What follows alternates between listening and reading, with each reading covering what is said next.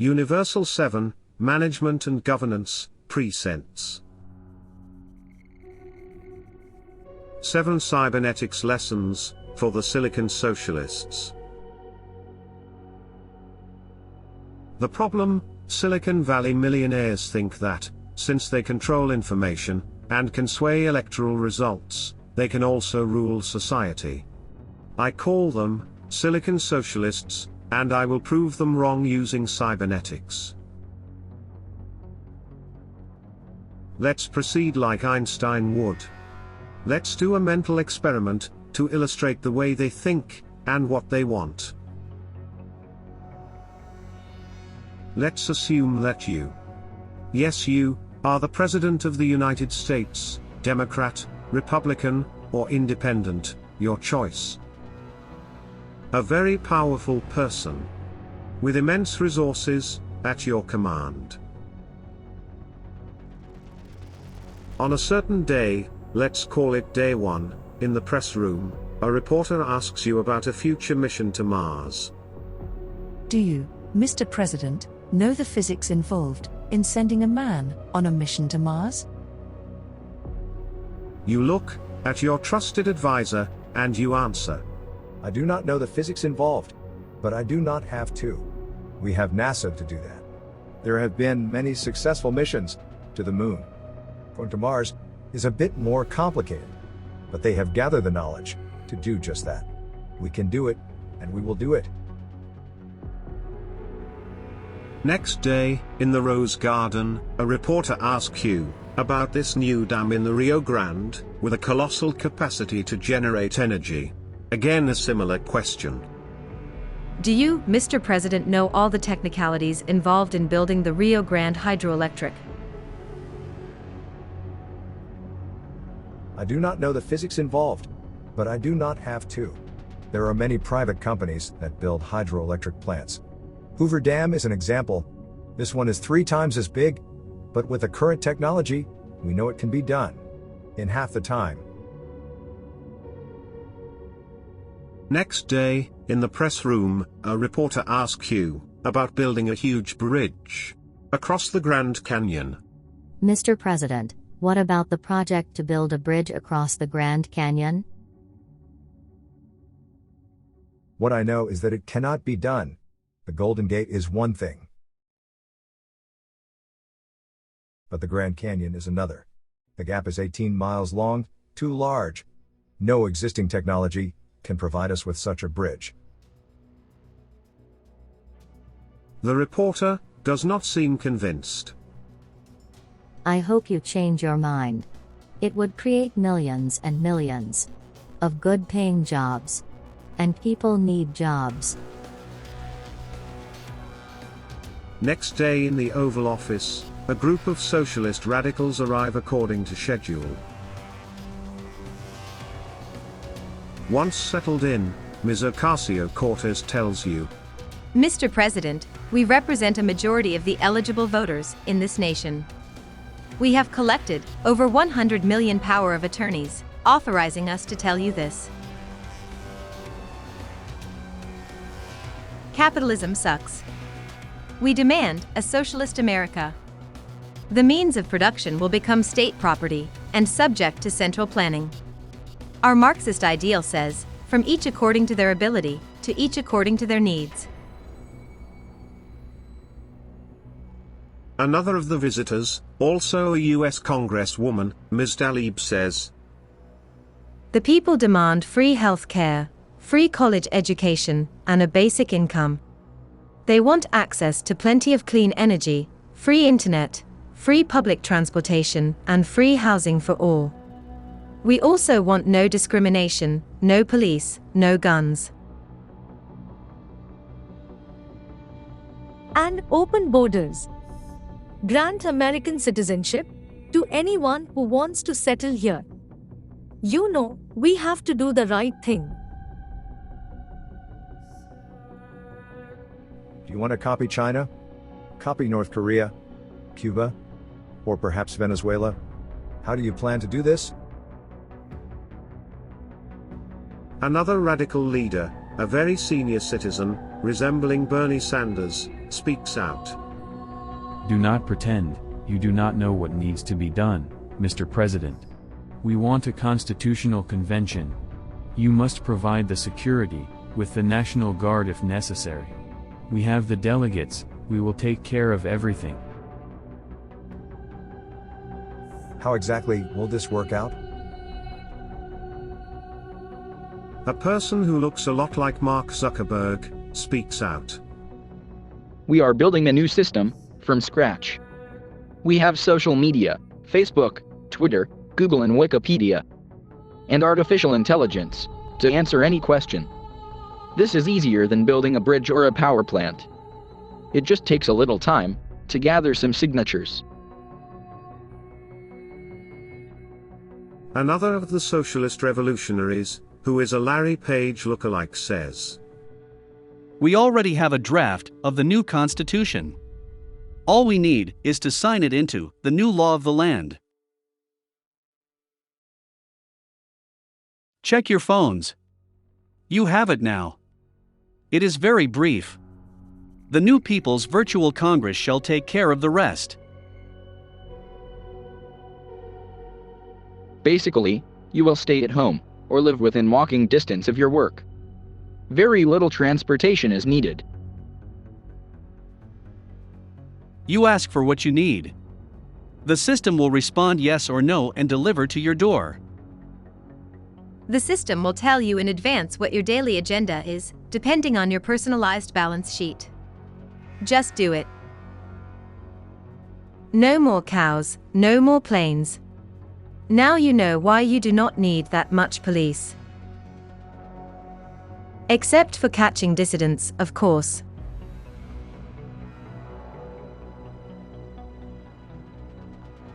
We, your trusted socialist leaders, will be part of the Silicon Executive Committee, in charge of telling the president what to do. Or else. You are the president? You heard them well. Let's hear both of your possible answers. I must inform you, my oath was to protect and defend our U.S. Constitution from enemies foreign and domestic. You seem to be the latter and planning to invite some from the outside. Alternatively? I knew it in my heart that technology would one day make this utopian dream possible. Imagine everything free, no more poor or homeless. Socialist America, one big happy family.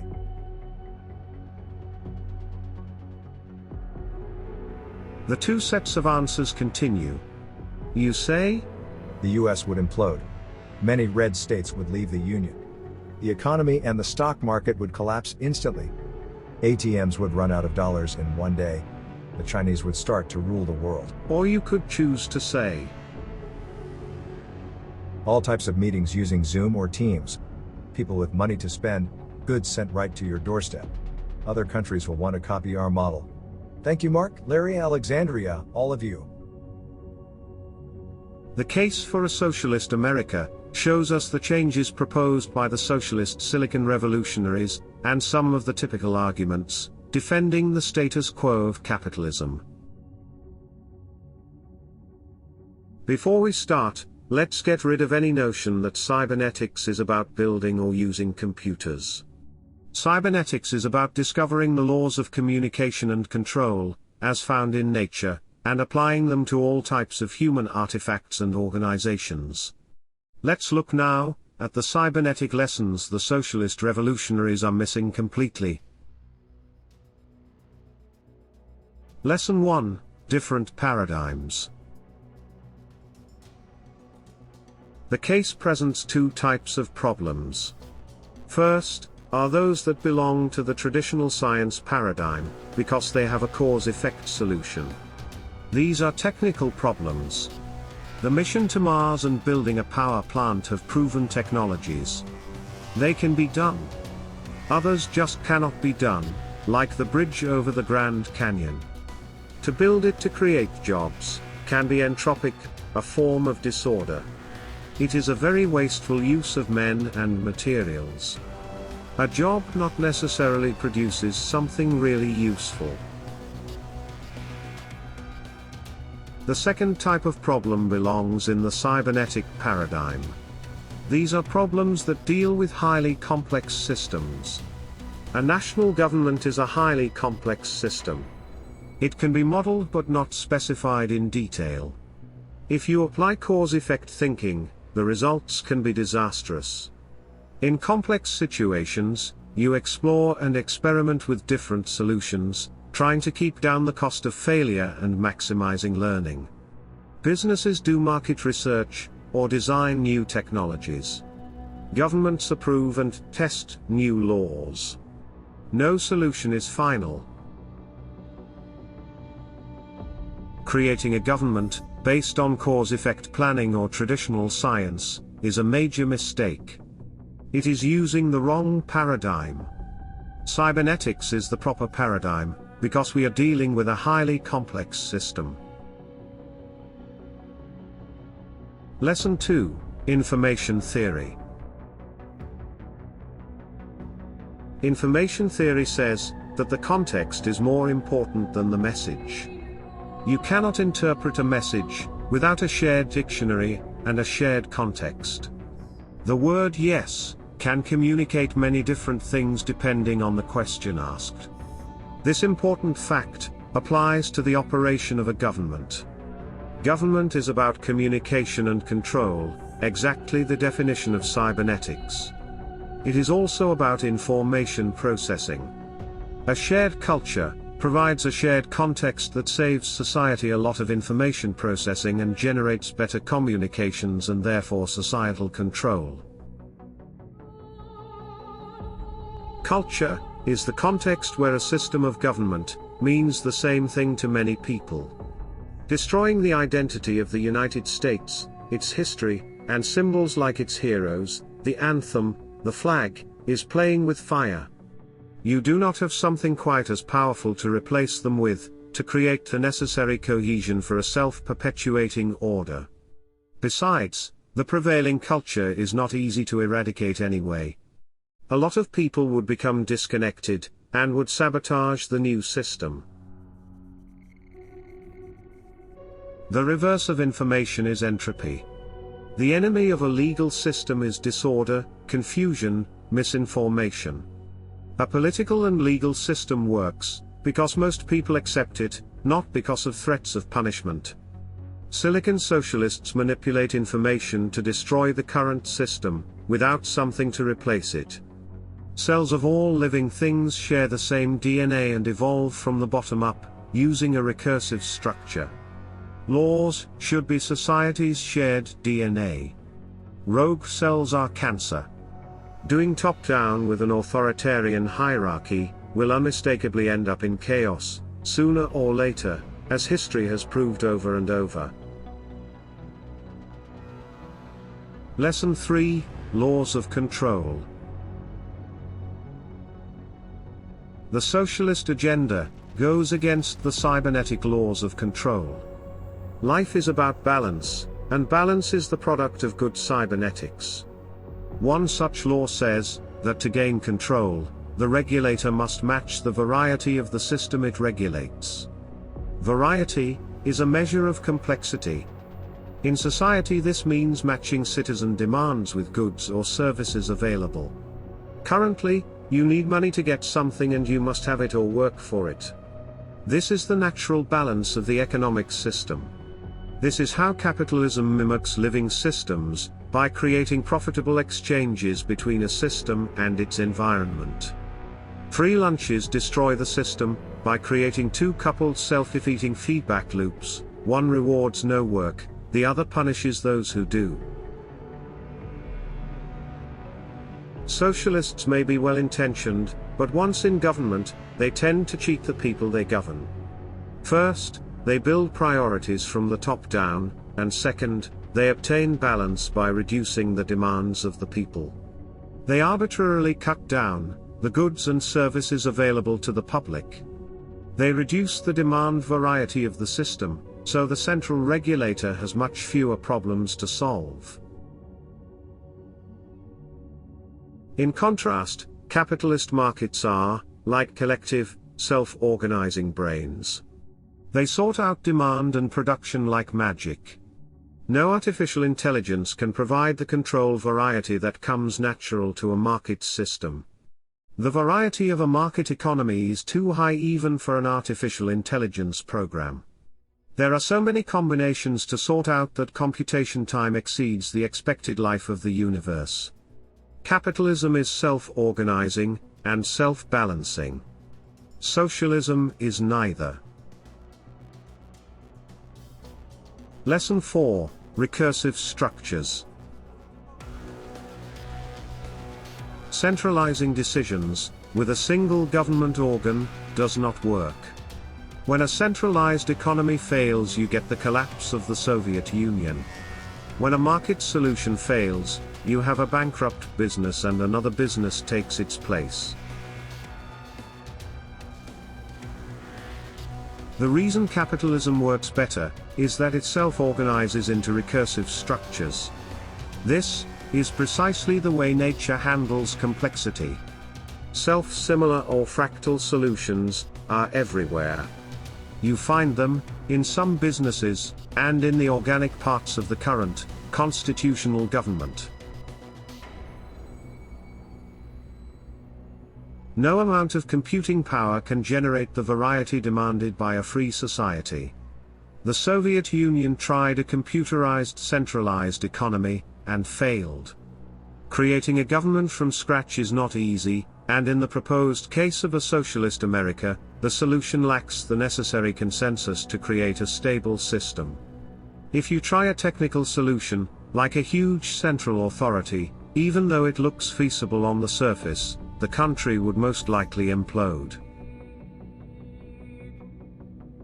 Lesson 5: Systemic Functions.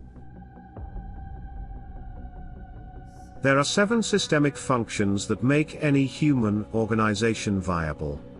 All 7 have to work together, in unison. Security is one of them, and it is also recursive. At a national level you can call it defense. At another recursion level it is safety, as for instance in the street. At a personal level, security means protection from violence or theft. At the body level, security takes the name of health. When you are healthy, that means your body is secure from sickness. To say that police do not need to exist is absolutely anti-systemic. There is a place for police in society, simply because many people do not follow the law. Depending on the recursion level you have federal, state, county and city police. There are many different types of policemen. Some guard the borders, some guard the prisons. Police work is coupled to another systemic function, called error detection control loop. This is a huge feedback loop that allows any viable system to audit all its processes in real time. Mistakes are inevitable, but the main point is to be able to correct them, and better yet, prevent them. Police have a preventive side, and a punishment side. Police are to society what the immune system is for a person who stays healthy. Lesson 6: Identity is key. Identity is the key indispensable function for viability. It sets the values and norms for the rest of the system. Identity is like a fountain that cascades downwards to the planning, learning and adaptation systemic function where goals are set and strategies are devised according to the available technology and resources. However, both identity and planning are recursive too. This means that a healthy organism has many recursive layers, where each viable unit is doing its own planning and strategizing. This is the way nature handles complexity. In essence, a society does not have a central brain, but many brains, working together.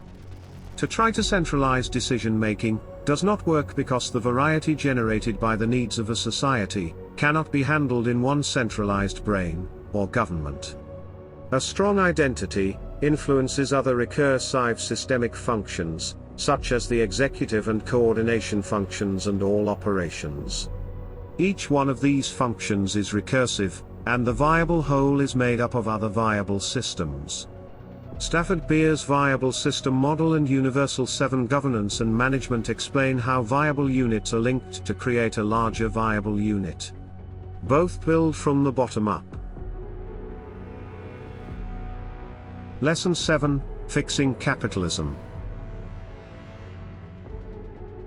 Nature solves complexity by using recursive organization structures. We should emulate nature in this regard. Most human organizations, including huge portions of government, are built using hierarchic structures of authority, not based on available knowledge of how nature works. The need for more management cybernetics, applied to human organizations, instead of linear thinking, should be evident by now. Time and effort are being wasted on a long-standing paradigm, from the Industrial Revolution, now obsolete. It is time for real change, but socialism is absolutely not the answer people are really looking for. Instead of gathering aged statistics, the capitalist system should be operating a real-time economy, and mixing competition and cooperation at different recursive levels. There is a lot of room for improving capitalism without destroying the US Constitution, the only government system in the world that expressly protects personal freedom as its number one, non-negotiable priority. One last thought. The cyberneticians whose photographs were displayed, made the Silicon Socialists' fortunes possible. Some, like von Neumann and von Forster, came to America, fleeing from communism. Others, like Wiener, Turing, Ashby, and Beer, fought in World War II against Nazism. Despite their enormous scientific contributions to mankind, none of them died rich. Thank you for watching. Here is an email to send your comments directly to the author.